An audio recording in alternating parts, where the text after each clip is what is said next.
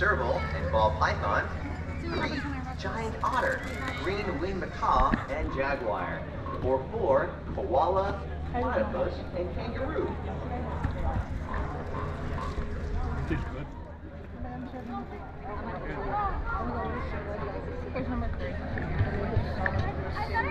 If you guessed number 1, great job. You are correct. The black bear, Pacific cottonmouth, and burrowing owl are all native to the Southwest. Much of our conservation work around the world takes place in biodiversity hotspots, the most biologically rich and endangered regions of the planet. And the Southwest is no exception. We are in the Southwest right now. It's a cross-border area spanning in the southwestern United States and northern Mexico, sprawling from coast to deserts and boasting beautiful, diverse landscapes, including wetlands, forests, grasslands, and mountains. The distinct habitats of the Southwest are home to an array of wildlife found nowhere else on Earth. Since we're headquartered in this biodiversity hotspot, we're especially proud to conserve the wildlife and ecosystems in our own backyard. In fact, more than half of the safari park's 1,800 acres is set aside as a biodiversity reserve, one of the last remaining areas of pristine, intact native coastal sage scrub and chaparral habitat in the region. This natural area is a regionally important wildlife corridor, and so it's extraordinarily high in native wildlife diversity, with hundreds of species of birds, mammals, reptiles, and amphibians, in addition to native vegetation. Through our Southwest Public Ecology, we work to save, protect, and care for species across the region. For instance, both the Pacific pocketmouse and burrowing owl have experienced serious population decline because of increasing development and habitat loss. To help these species, we collaborate with partners, including local land and wildlife management agencies, to restore native habitat and reintroduce burrowing owls, Pacific pocket mice, mountain yellow-legged frogs, and other local wildlife into protected areas through our conservation breeding programs. Your visit today helps make it all possible. We can't thank you enough for being an ally for wildlife.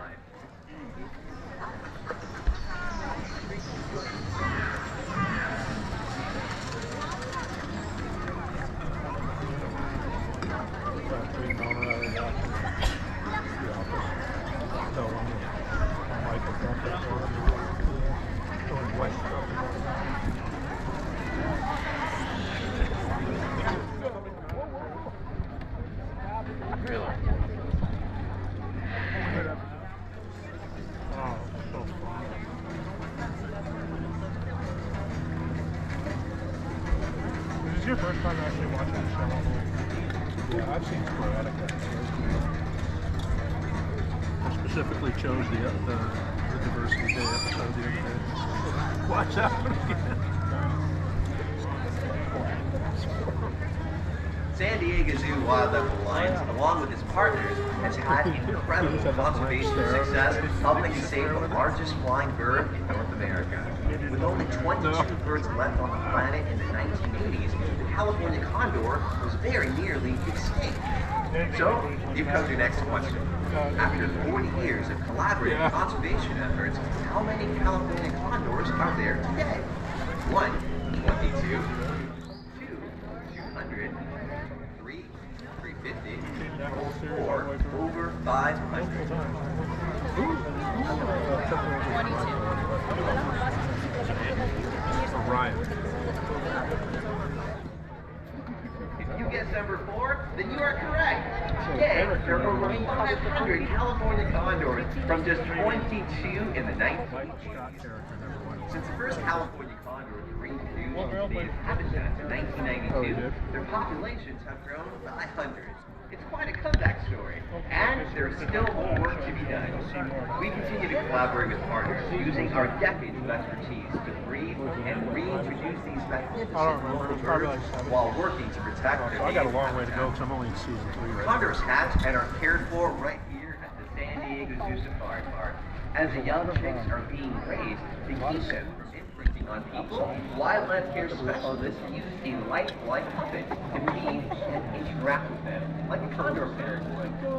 While incredible progress has been made, California condors still need the care and protection of allies, like you, and all of us who want to ensure they thrive in the future. Be sure to venture up the Condor Ridge and observe these magnificent birds for yourself. That one window is his office. Yeah.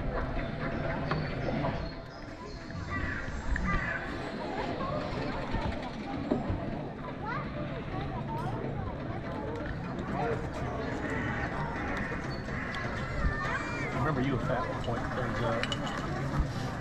Hey Pat, you know what other episode is that? When they had that going away party for Toby. And Dwight was getting into the music. Goodbye stranger. And he'd go. The song had barely even started.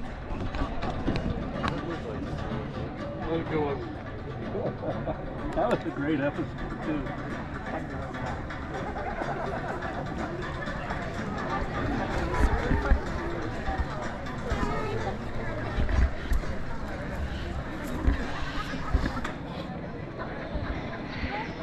Look at the shrimp. The farm? Yeah, shrimp farms. Hey Pat, what do you think of Shroot Farms?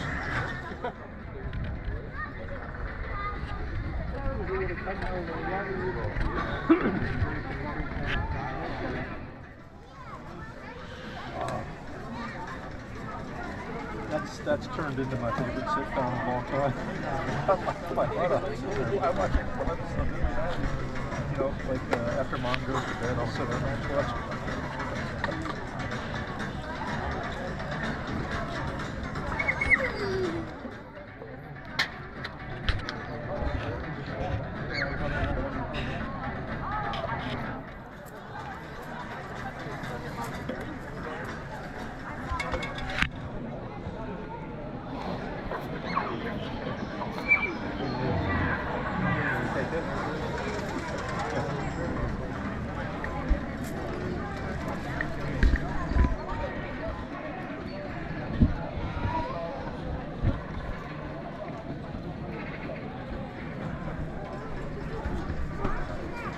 Hey Pat, I like how he constantly rags on Toby, calls him dummy. Yeah, it's like no holds barred. You know, rips him every chance he gets. There's no reason for it. Huh? There's no reason for it. I think exactly.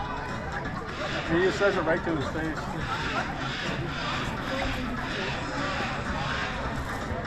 Running into the line.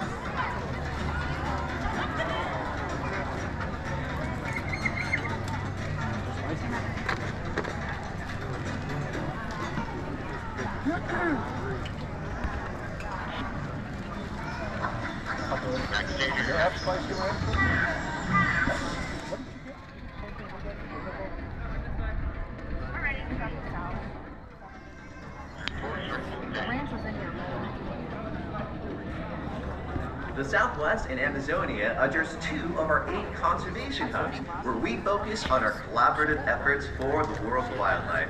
Now, can you identify another San Diego Zoo Wildlife Alliance conservation hub? 1, Savannah. 2, Oceans. 3, Pacific Islands. Or 4, all of the above. Everyone. Pacific Islands.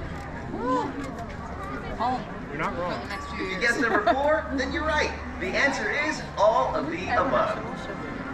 Our work begins in San Diego and spans the globe. We collaborate with hundreds of partners in 8 conservation hubs: African forest, Amazonia, Asia, Australian forest, the oceans, Pacific Islands, Savannah, and Southwest. These conservation hubs are places where we can have the biggest impact for wildlife and ecosystems in need, using our century of expertise in caring for wildlife at the San Diego Zoo and Safari Park to drive strategic outcomes: healthy wildlife populations, flourishing communities, and connected and resilient landscapes. Because we are committed to a vision where all life thrives, and we know it's only possible when we all work together. So, from all of us here at San Diego Zoo Wildlife Alliance, thank you for being here today and for being an ally for wildlife. You are making a difference for wildlife worldwide. You make it possible, and we are so grateful for you. And now, we are honored to connect you with some incredible wildlife. Welcome to Journey into the Wild. Welcome to Benbow Amphitheater. For the comfort and safety of our wildlife and guests, please silence any electronic devices and remain seated throughout the entire presentation. If you need to leave at any time, please exit at the top of the amphitheater. Thank you and enjoy Journey into the Wild.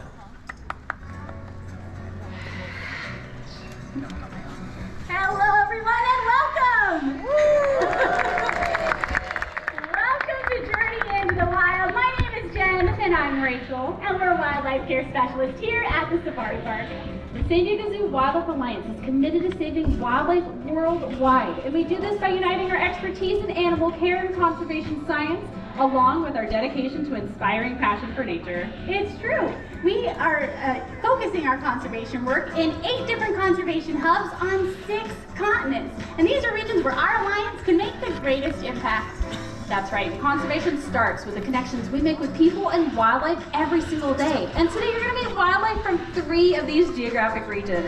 But first, let's take a look at some of the amazing conservation work that's taking place right here at the Safari Park and around the globe. Check it out.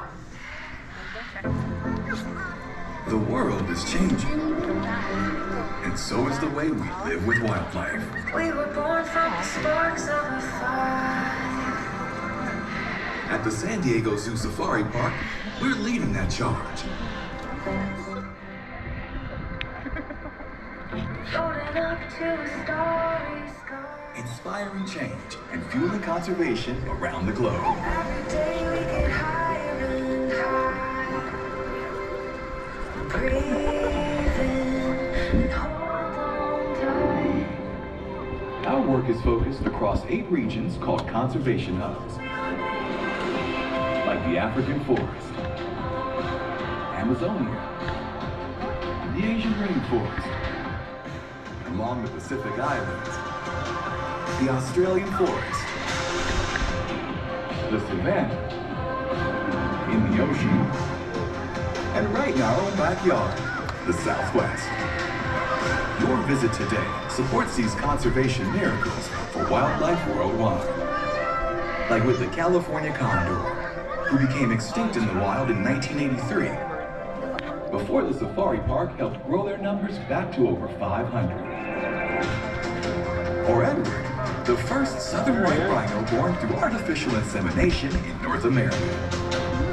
Kayla. I know, I saw. So join us today for incredible stories.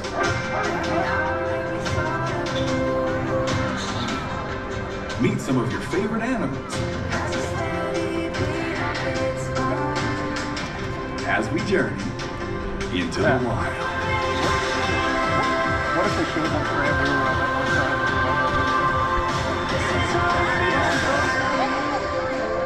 Hi. This is what it feels like. All right, joining us in just a second, we have Taji, the East African Great Crown Crane that is representing our Savannah Hub. And in the Savannah, we work with wildlife. There she comes. Good job, Taji. We work with wildlife like rhinos, lions, elephants, cheetahs, and plant life like cycads. And what you're looking at here is an endangered species. So Taji represents one of the many types of cranes that are found all over the world. You can see she gets that name crane from those feathers on top of her head. It is not actually a crown or a tiara, but it might as well be, because Queen Taji here is a wonderful representative of the East African great-crowned cranes. And that 6-foot wingspan that she's showing off is a great way for her to soar around. But what these types of birds will actually do is forage on the ground. She will follow grazing type of wildlife like antelope or zebra, as they're walking through the grasses and kicking up a lot of bugs, reptiles, and small mammals. She can benefit from all the tasty treats that she'll get from those wildlife walking around. And this is the only type of crane that will roost up in trees at night. Good job, Taji. And that coloration that you see on her face is a great way to tell the difference between the East African and the West African crowned cranes, which look almost identical other than the coloration. So those black crowned cranes are going to be a little bit darker all over their body, while the East African or gray crowned cranes are a little bit lighter. And she's going to soar on down one last time, showing off that beautiful wingspan. That was a beautiful look at Taji, the crowned crane. I love when people clap for them. It always makes me so happy because we love showing off our ambassadors. But we're going to be sticking around in the African savanna to look at some different types of wildlife. Now, who here has seen The Lion King? I love that reaction. That's my absolute favorite movie. But we have here Zazu's cousin. So this is Trouble, who is a yellow-billed hornbill, while her cousin Zazu is a red-billed hornbill, also nicknamed the Flying Bananas of the Savannas. Now, Trouble here, despite her name, she is no trouble at all, but her brother Brewster has a name for a reason. But what these types of wildlife will do is sit up in the trees while their buddies, the dwarf mongoose, will be down on the ground digging around, exposing a lot of insects. So they have a symbiotic relationship. So as they are digging around on the ground, the yellow-billed hornbills can get a lot of insects, and then the mongoose have that protection so the hornbills can look out for predators. That was a beautiful look at Trouble, our yellow-billed hornbill. I just love her, and honestly, she's no trouble at all, right? Well, we have a lot of really incredible biodiversity here on this planet, and one of the spaces that has the most is Amazonia. Now, we and our partners are working with a lot of different wildlife in the Amazon, including jaguars, Andean bears, New World monkeys, even plant life like the orchids. Now, in the Amazon, because of all of that biodiversity, it is full of color. Right on cue. We've got our beautiful macaws. We've got Charlie and Cusco, a scarlet and a green-winged macaw. And another little pop of color right here. These are scarlet ibis. They look like baby flamingos, don't they? Yeah, they're not. Completely different species. Check out that curved beak of theirs. Really narrow, enables them to get into all sorts of tight little crevices as they're looking for carotenoid pigmented color of things. That's a long way of saying that they eat shrimp and crabs and krill. All of that carotenoid pigment gives them that hot pink color. We've also been joined, however, by Quito. This is our blue and gold macaw, and she's giving an excellent example of how these birds fulfill a really important role in nature. They're seed dispersers. So as well, she's going to eat some nuts and seeds and enjoy some of those, but not everything's going to get digested. She's going to fly to a different part of the rainforest, deposit those seeds with her own special brand of fertilizer, and help regenerate the forest growth. So macaws like this are really vital to their ecosystems and their habitats, just like a lot of the wildlife, right? So it's really important to all of us to help protect these native spaces. Especially places like the Amazon, it faces a lot of problems with deforestation. Hi. And we can help out by being savvy consumers. Hi, sir. This handsome guy joining us is an example that the wildlife and the biodiversity in the Amazon goes from the top of the treetops all the way down to the forest floor. This is Tatis. Tatis is a southern tamandua, or another name for them is a lesser anteater. Now, there's nothing less than about Tatis, all right? Let me set the record straight. The only reason he gets that name is because he's smaller than the giant anteater, his closest cousin. Any Padres fans out there in the audience today? Yeah, you might have noticed his name is Tatis. He was born here at the safari park to his mom, Cora, and his dad, Fernando. So we have Fernando Tatis Jr. right here. Now, he is demonstrating his most impressive adaptation, and it is that 16-inch long tongue. 16 inches. If you take a look at the length between your elbow and your wrist, that's about 16 inches for most adults. It is covered in the stickiest saliva you will ever come across. You gotta take my word for it, because I wash his dishes every day. Yeah. So the important thing to know about this guy is that he is a true conservationist, because he's gonna snack away at this termite mound, but he's not gonna eat all the bugs. He's only gonna eat some of them. While he's out here, he's gonna scent mark this mound so that he knows, hey, if I smell myself, it's too soon to snack again, right? That way he has a renewable food source. He did a really nice job. Let's say ta-ta, Tatis. And we'll say ta-ta to Quito too. She's gonna be climbing her way out. Right now though, I need the help of another little ambassador before we bring this next one out. This next species that we're gonna introduce you to is related to a bird that dates back to prehistoric times. This bird is called a terror bird. Anyone ever heard of it? Stood about 6 feet tall. It hunted humans back in the day. But before I bring this guy out, I need the help of my little ambassador here. It's Fakey the Snakey. Don't worry about it.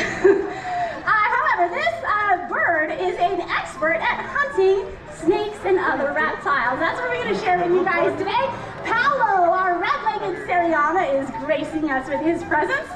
These birds are fully capable of flight. However, why fly when you can run? He's pretty tall. He stands taller than the grasses that he surrounds himself with. He's going to pause up here for a little Kodak moment for y'all. And then we're going to demonstrate exactly how this guy gets it done. He's going to run up to a snake or a lizard. At first, he's going to grab it and give it a little shake, right? He's trying to distract this snake. They hunt venomous reptiles as well. And then he gives it that nice slam. Sometimes it takes more than one slam to dispatch your prey. He's going to give it another one. Welcome to Slam Diego, everyone. A beautiful look at Paolo, and that slamming skill is pretty amazing, if I do say so myself. All right, we're going to continue on our journey. Rachel, where are we headed next? That's right, our journey is taking us a little bit further north to talk about the Southwest Conservation Hub, which is my absolute favorite. And in the Southwest, we work with desert tortoises, burrowing owls, Pacific pocket mice, mountain yellow-legged frogs. The list goes on. But if we look overhead, we might get a glimpse of some of our scavengers here in the Southwest, but the one we're going to be looking at is native to the Southeast, but can be found along the borders of our states here in the Southwest, and they are a very, very important part of nature's cleanup crew. This is Daisy, the black vulture. And the first thing you probably noticed about Daisy is that beautiful bald head that she's sporting. Yes, I said it. I said bald and beautiful. That bald head helps her keep nice and clean while she does a great job at helping clean up the environment by removing a lot of parasites and bacteria. Stuff that can make us pretty sick, and that includes things like botulism, cholera, anthrax, rabies. The list goes on, but does any of that sound fun to anybody? Woo. Not really, right? And yeah, Daisy's gonna come up close and personal, so as she goes by, I want you all to observe that beautiful bald head I was talking about. She has that little peach fuzz, so she doesn't get a lot of meat stuck to her head, so it stays nice and clean. But these types of wildlife have that hooked beak that allows her to tear flesh from bone, so she can help remove all of that nasty stuff so our environment can stay nice and clean, and as well as all the wildlife that they share their spaces with. But vultures have that incredibly strong stomach acid, so she can eat just about anything. But without our scavenger friends here, we would be in a lot of trouble. But did I change anyone's mind about vultures a little bit? Yeah? Does everyone love vultures now? That's so great to hear. But mentioned vultures before, you might have had a little negative thought, but what if I say condor? Yeah, I heard it. Everybody loves condors. But what if I told you that condors are just really big vultures? Same exact thing, just much, much bigger. But unfortunately, here in the Southwest, the California condors numbers back in the 80s went down to about 20 individuals because of lead poisoning and a lot of other things that unfortunately affected their numbers. So we did our part. We looked at their breeding habits, how we can help them, and their numbers now are soaring to over 500 individuals out in the wild, which is absolutely incredible. But the biggest one we can thank for that is their cousin, the Andean condor. Very similar natural history, very similar breeding habits. So we look to them for advice and for help, and now their numbers are much, much higher. And we can see our own Andean condor coming in, maybe not, but we love to talk about condors, right? With that beautiful wingspan, we do have Condor Ridge here at the safari park. So I encourage you all to visit, see those California condors, and thank the Andean condors, because if it weren't for them, their numbers would still be fairly low. But that was a beautiful look at our vultures that we have here at Fenville Amphitheater. But now I think we're going to be sticking in the Southwest to talk about Jen's favorite animal in the entire world. It's true. My favorite kind of wildlife, again, found in the Southwest, is one of the smartest species of hawk found on the planet. Most hawks, most birds of prey, these guys are solitary, they're territorial. This one is social. With that social behavior comes some higher intelligence. So we're coming to the stands with you guys. If you feel like you need a duck, just get out of the way. We're about to launch a lure off the top of our rock there. We're gonna see if our Harris hawk Spike can catch it mid-air. So direct your attentions to the left, because here he comes. Spike is an adult male Harris's hawk. These birds, again, are social by nature. They live in that harsh desert climate where they know that they need to work together as a team if they're going to be successful at the hunt. They're also adapted to be highly maneuverable and aerodynamic, which is what we want to share right now. Get your cameras ready, direct them that way in slow-mo, because here it comes. Nice catch, Spike! Way to go! I love watching him, how he turns and throws those feet out at the last minute, right? This is the Lamborghini of the bird of prey world, right? Highly maneuverable, really gets the job done. Now, we need to, of course, think about these beautiful wildlife when we're using our shared spaces. Our desert Southwest are really fun areas for us to do some cool things like off-roading, all sorts of stuff. But if we're not using that space respectfully, then we're also harming habitat that these Harris hawks need in order to succeed. Now, if you are visiting the desert Southwest, places like Tucson, Arizona, you may be lucky enough to spot a Harris hawk out there. One really easy way to identify Harris hawks in flight is that thick white stripe located on the tip of their tail. It's a highly visible field marking and makes it pretty easy to see these guys. Now, Spike is enjoying some tasty treats up there, so he might take his time, and that's fine. These birds can hunt for pretty large prey items, right? He weighs maybe a pound to a pound and a half himself, but because he's hunting as a team, these guys are known to take down something as large as a 13-pound jackrabbit. Pretty impressive, right? Now, they work sort of like a pack of wolves. We have the younger, less experienced birds that are working to flush the prey from their hiding spaces, while the older, more experienced hunters are kind of waiting in the wings to take that prey down.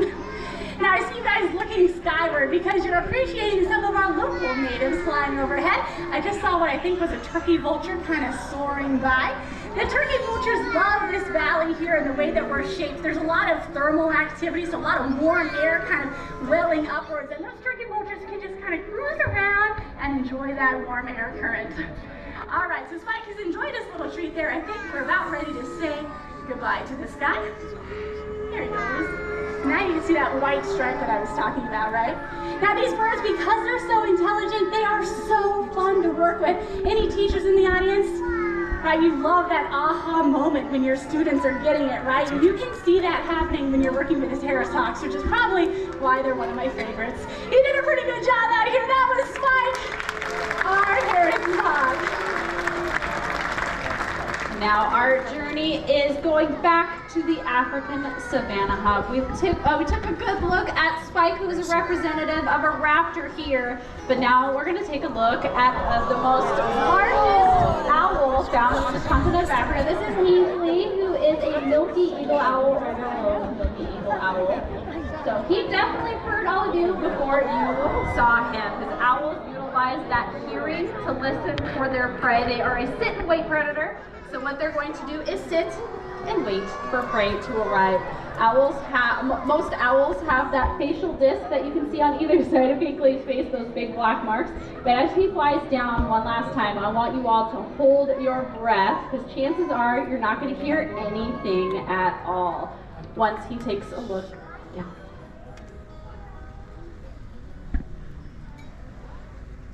Now, if anyone in this audience was a mouse, you'd be in big trouble. So that silent flight that he has allows him to sneak up to his prey, and in some species of owls, one in particular found here in North America called the great gray owl, they can listen for mice under 3 feet of snow and do what is called a snow dive with almost 100% accuracy going down for those mice. Now, one thing that affects raptors, including owls all over the world, unfortunately, is rodenticide, or rat poisons. Since owls are primarily a rodent eater, something we could do to protect them on every continent except for Antarctica, which is where no raptors are found, is by eliminating our use of those rat poisons. That way we can continue to see these amazing apex predators in our shared environments and helping keep it nice and safe as well. That was Eagly, our milky eagle owl. Thank you. You deserve that. Well, San Diego Zoo Wildlife Alliance is creating a world where all life thrives, and never has this been more important. As first responders in the field, we're there applying over a century of first-hand knowledge in animal care, conservation science, even nutrition, to solve global conservation challenges. We innovate, collaborate, and inspire to create a world where wildlife and people thrive together for a healthy planet. Conservation is truly at the heart of everything we do, but we can't do it alone. We need all of you. Join San Diego Zoo Wildlife Alliance by becoming a member or even donating to sustain conservation efforts worldwide. Because when wildlife thrives, all life thrives.